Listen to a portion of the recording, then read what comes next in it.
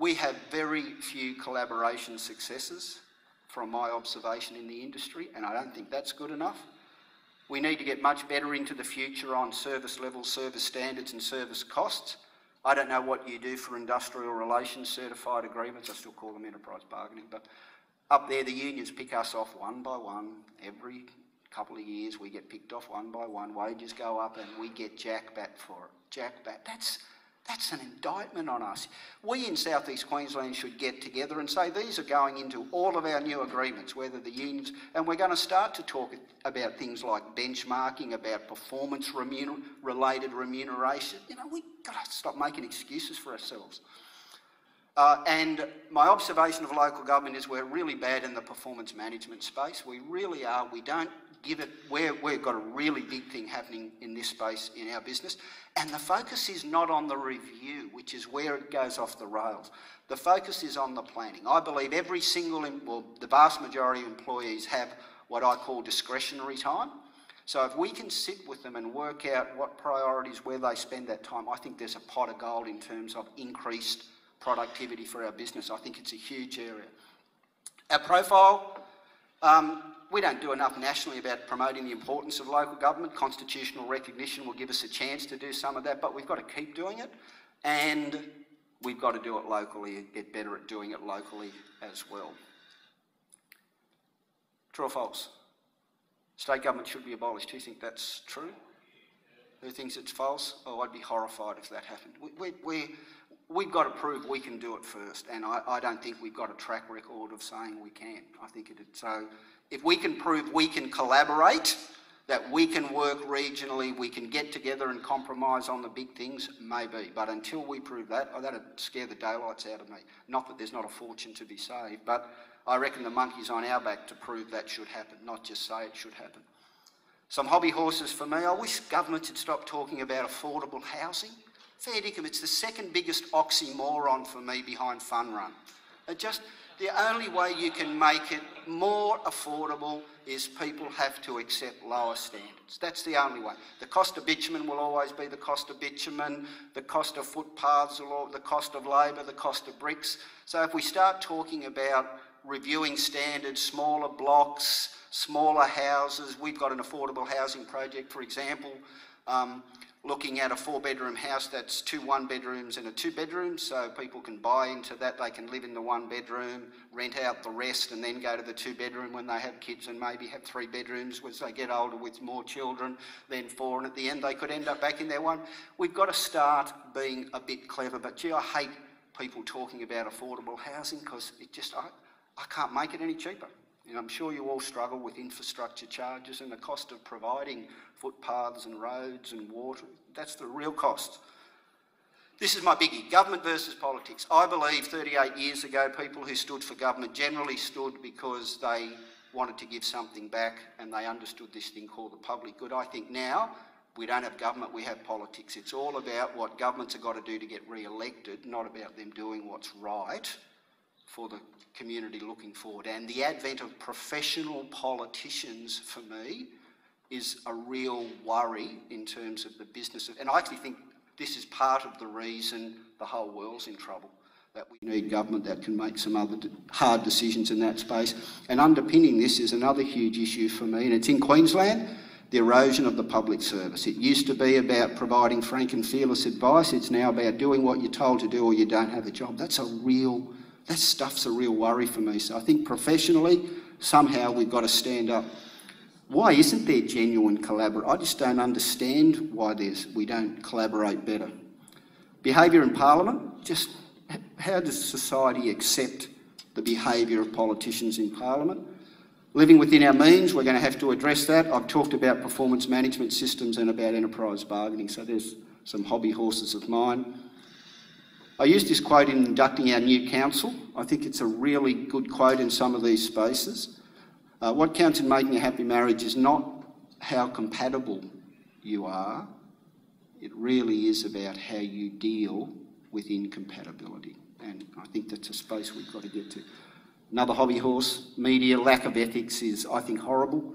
I have many examples. I won't go into it in the essence of time, but I think there needs to be law introduced. If journalists act unethically, there should be consequences. If I act unethically, there should be consequences.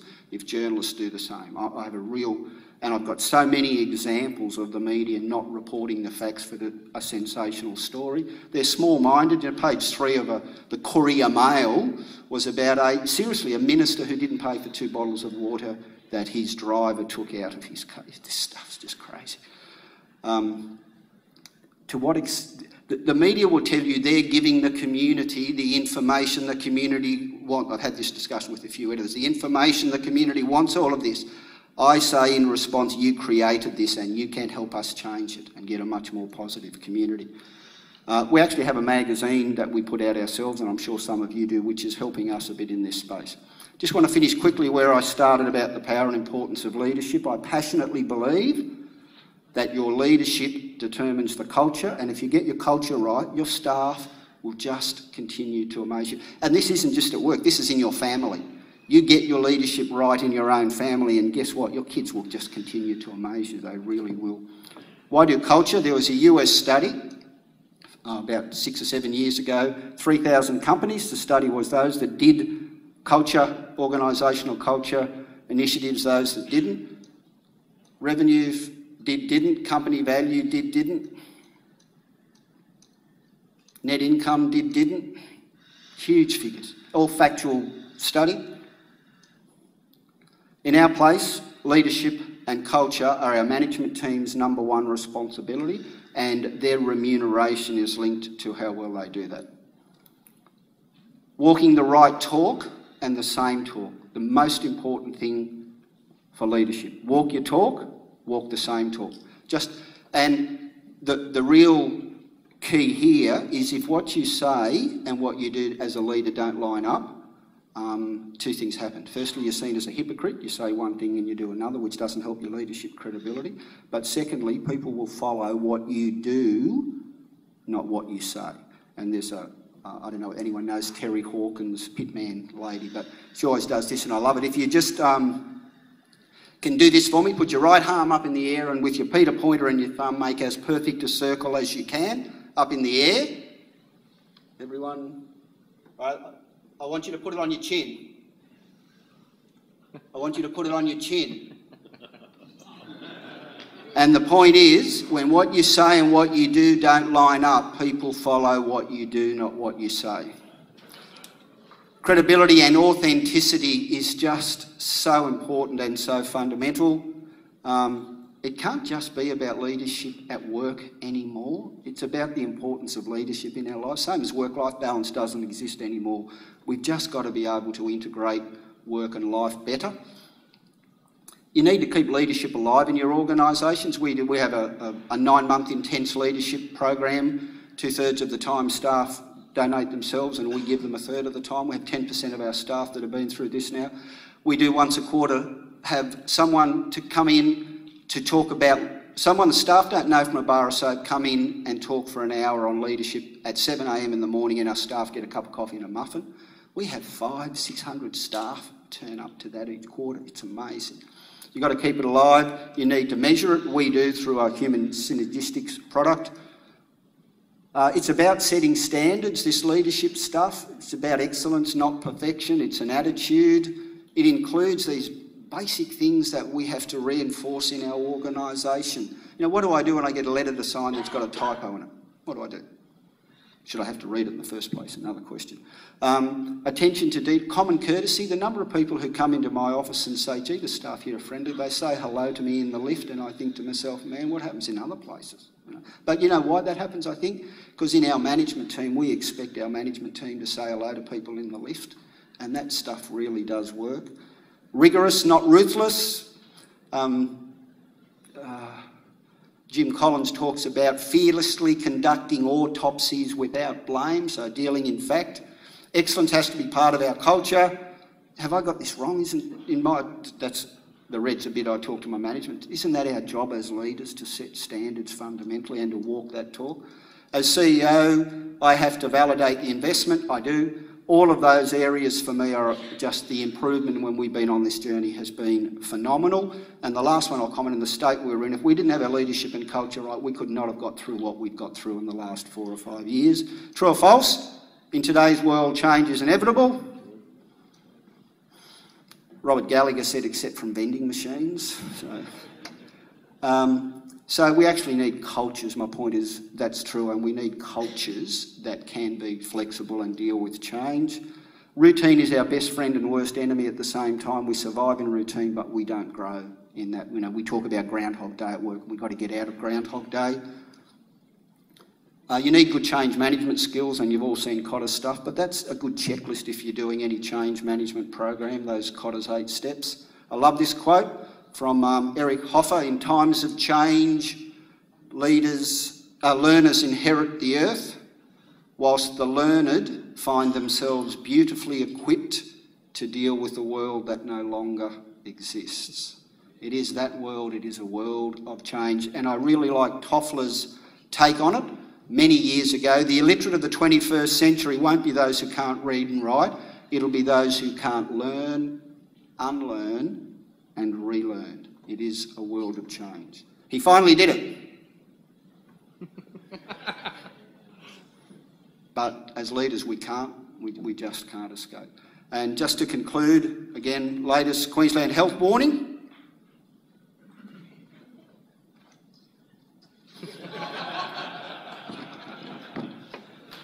And just my final thought, a quote from, well, I think it's a great book, Good to Great by Jim Collins. Good is the enemy of great, and that's one of the key reasons why we have so little that becomes great. It's just too easy to accept good. Whenever we accept good, we will never achieve greatness, and greatness, as it turns out, is largely a matter of conscious choice. John, I'm happy if I'll stay for morning tea as well, so if anyone wants to come up and have a chat at morning tea. Well, let's just have a few questions if anyone wants to discuss the Queensland experience.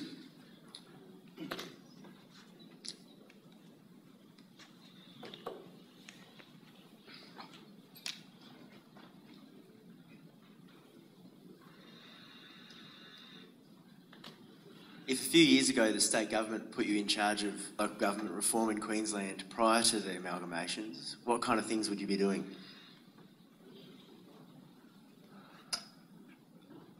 Finding a new job? No.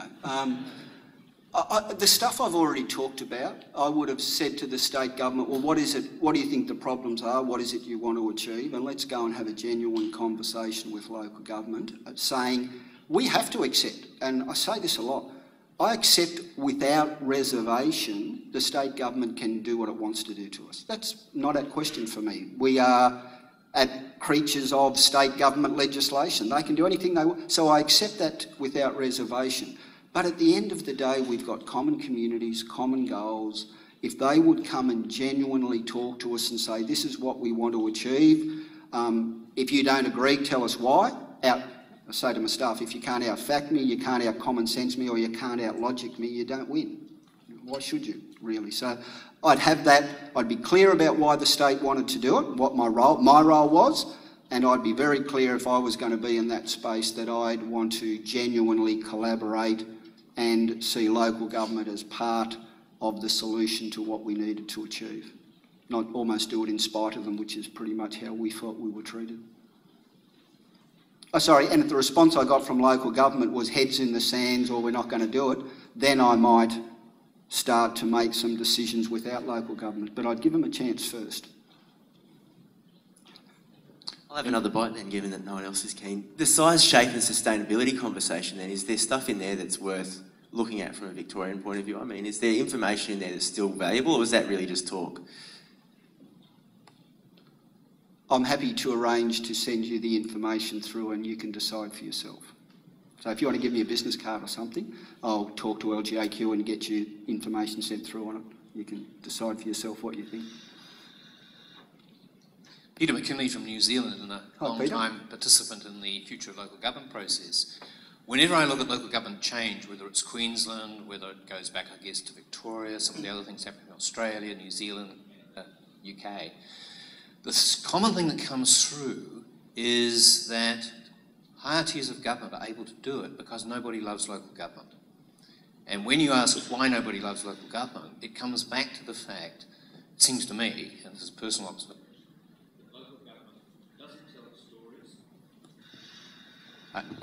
doesn't build its relationships, consults with its communities largely in terms of statutory requirements rather than, hey, who do we need to work with, what do they need to know, how do we build the partnerships.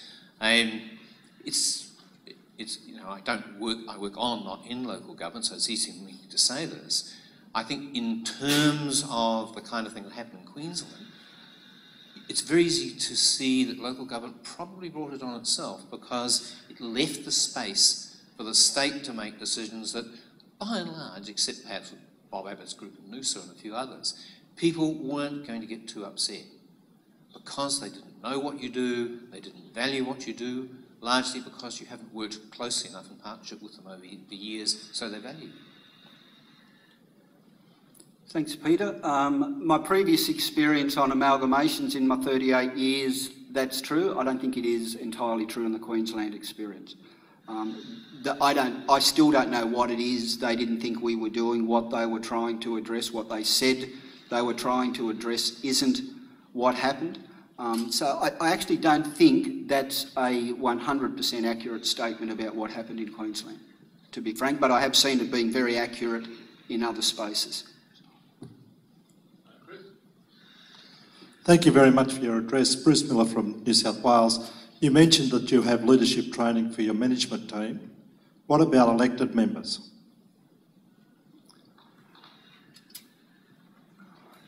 Can I come at the answer in two parts? I had an horrific council to work with over the past 4 years. Even some of you might have read about the councillors Black.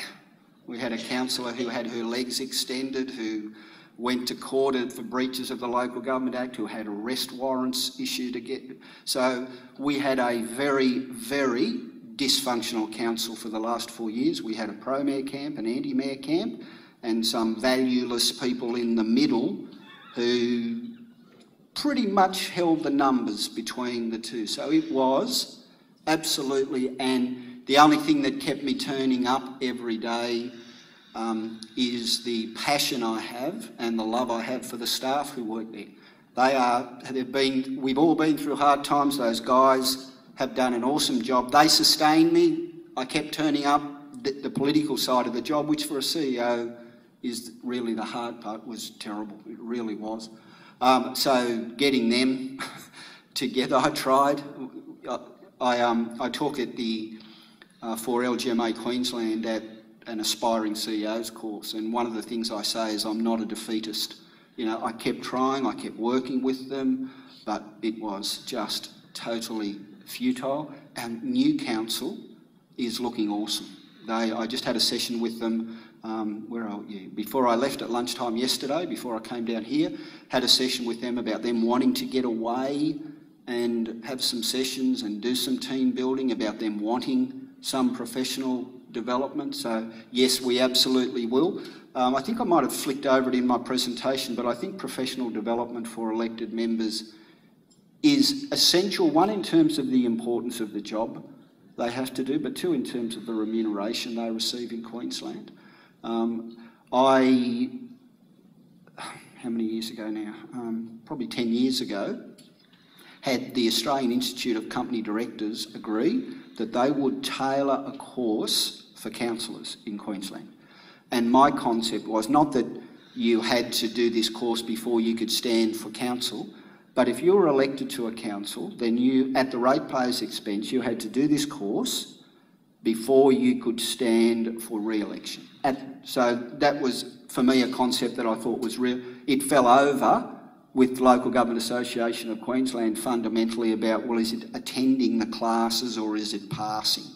And it fell over there. But again, I think if we're going to be fair income, these are the conversations we do need to have. And I think if we're going to pay them good money, particularly some of this stuff, I glossed over a point about performance management systems for councillors. If we're going to pay them this much money, I think there should be more than the ballot box as an accountability mechanism for them. But I'm delighted, yes, one skill, for example, is effective reading skills. We have rounds of agendas that are that high. So I've got a great council now and we'll do a lot of that work. With my last council, I struggled myself to get to work some days.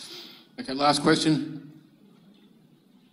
Chris Meadows Taylor from Central Goldfields, talking yesterday about change, so really interested in what you had to say about change, building a culture of change readiness. Just interested particularly in your thoughts, Chris, about the role of council. Obviously you've been going through massive change, but the role of council and staff in building change readiness within the community and the community embracing change and change readiness in the change that, as you've concluded, that we're facing, and your thoughts about that. That's just such a really fantastic comment, and I think I covered it off indirectly by saying we're not good enough at engaging and educating our communities. I think what you say is absolutely 100% true, and we didn't do it well enough through what we've been. We just didn't do it well enough. We didn't do it well enough, one, I guess because we don't do it well enough as an industry, but with a dysfunctional council, with some local councillors who really didn't carry their weight back out in the community, it made it even harder. But the point you made is absolutely valid. We really do need to bring councillors and communities on this change management journey, and I don't think we've got a good history of doing that. Okay, can we please thank Chris Rose from Logan City?